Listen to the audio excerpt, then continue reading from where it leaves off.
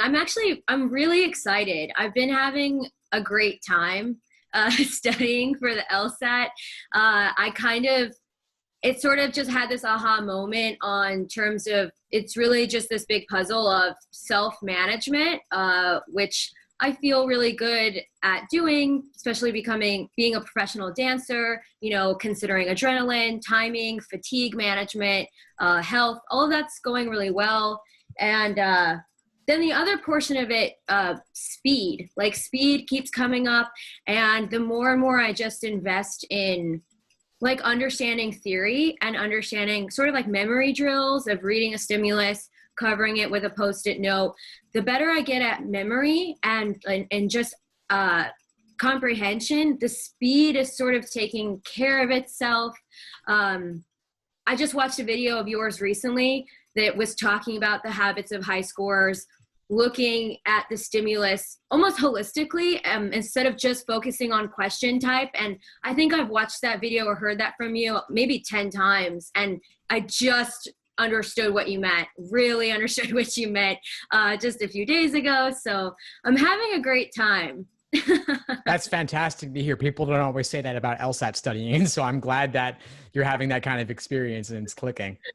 Yeah, it's been going really well. I have you here. So I want to ask, a few questions, of course, if you don't mind, if I just jump right in. Yeah, feel free, please. Okay, great. So obviously review organization is huge, and looking at review is the Socratic method. I am sort of curious. I used to I'm wondering what your organization tools are, or like what you've heard of people organizing. Right now I'm working in Google Sheets, and I've been working in terms of like question type, question stem type.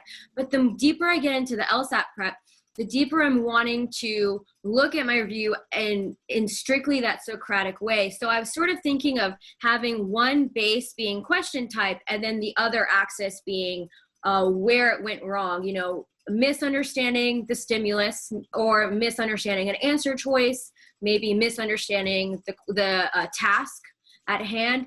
And I'm thinking if I can do a combination of question type with that and plug in there, and then I'm wondering if that's easy to read. What are your thoughts on organizing that?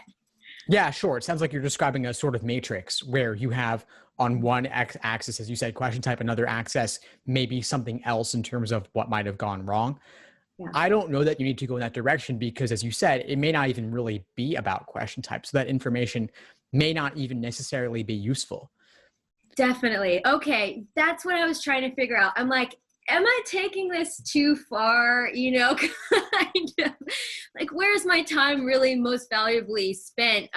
Okay, so maybe a Socratic review. What do you think? Google Sheets? Is that what you're hearing people are using? Just keeping a tally? Do you think keeping a tally, or do you think like maybe putting that PT 26, section 3, Q 19 and coming back to it? Is that sort of the most efficient way to do this? I mean, I definitely hear people using Google Sheets or even just a Google Doc. Mm-hmm.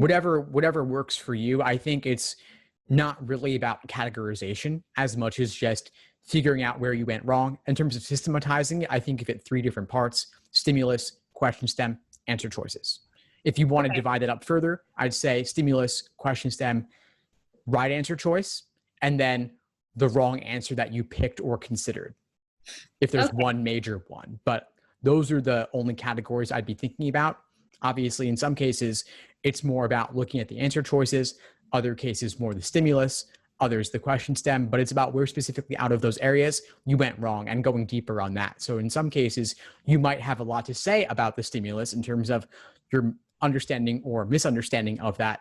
Other cases might be a lot more focused on the answer choices. Yeah, that makes total sense. Okay, great. Yeah, I just came across a question the other day where the answer choice B was really long, convoluted, and C was extremely short, and C was the correct answer. And it felt like a stylistic trip up, when you're reading it or something like that. So I can see where that would be really useful. Okay, I feel a lot better about that. even different resources on Socratic review sort of have you set things up differently. So obviously I wanted your opinion on that. I respect you so much. That being said, I'm coming across, I'm doing really well on memory, like kind of just figuring out stimulus. What is it saying? Just spending time on that, drilling. I am coming across issues, and I feel like I understand conditionals, basic understanding, but I'm coming across, on those Q22s, when it's just conditional after conditional, I'm feeling that I'm very slow, and I'm having a hard time figuring out what is the most important information. I've heard to shorten. Instead of coffee bean prices are rising, you're like, okay, C, B, to shorten it. I'm having a hard time even figuring out how to shorten and create those symbols when I'm reading those long stimulus. Is that just going to take practice? What do you think about that? Yeah, it's a good question. It's sometimes tough because you can overdo it in terms of like 4 capital letters for one variable. That's what's happening to me. Yeah. So it's really a matter of, if I think, practice in developing your own shorthand. I typically recommend doing less when possible, but you also want to be careful to draw distinctions. And so coffee bean versus coffee shop could be 2 different things. If you just do C for both, that's obviously going to get confusing. So I focus more on the unique part, like beans versus shop.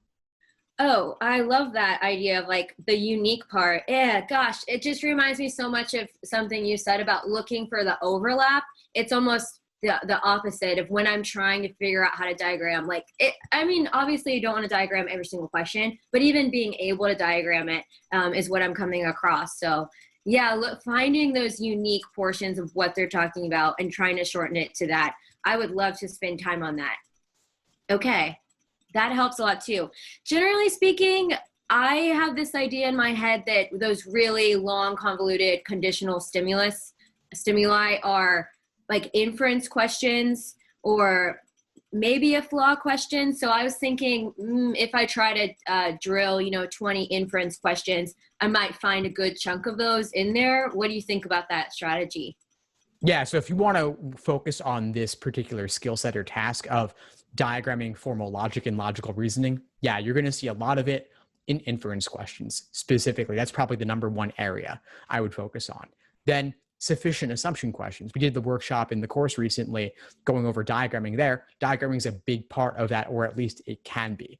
Flaw questions, sometimes yes, sometimes no, but that's really more in terms of cases where they are dealing with confusing necessary and sufficient conditions where you could diagram, but I typically wouldn't diagram flaw questions. So I'd focus more on those other 2 types. You're amazing. You're so right. I was in that sufficient assumption workshop. You're like, remember that, Alyssa? And I'm like, yes, now I do remember that, Steve. Thank you so much for pointing of course. it out.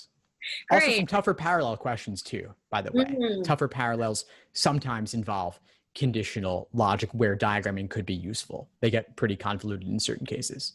Yeah, that's such a great point. I just remembered that there is a page on your blog that you have one page that lists out questions so you can drill, but you have a separate blog posting that talks about tough questions to drill. So I might look into tough parallel reasoning if I'm specifically trying to look for this kind of thing. That just gave me a really good idea. Places to start. Okay, cool. Thanks. Of course, Alyssa, my pleasure. But before we sign off, what would you say is the biggest insight you got from our call today? Oh man, there was a lot of good insights today. Definitely a lot. I'd say probably the most fun insight I had was just trying to navigate how to manage my review process. And, when you brought it up and managing it in terms of the Socratic method and just trusting that, especially looking, wanting to be a high scorer and looking at those stimulus really in detail and being able to understand those, that really gave me a lot of relief. I was like, okay, if I can manage my review process with the Socratic method and trust in that, I feel really good about even studying today. I feel really good. Fantastic. Well, glad to help. Keep at it, and I'll see you in class soon. All right. See you tonight, Steve. Thanks for tuning into the show. Please subscribe if you haven't done so already to be notified of new episodes as I release them. And feel free to reach out if you need anything at all as you move forward with your prep. I'm happy to help however I can. In the meantime, I'll wish you all the best and take care.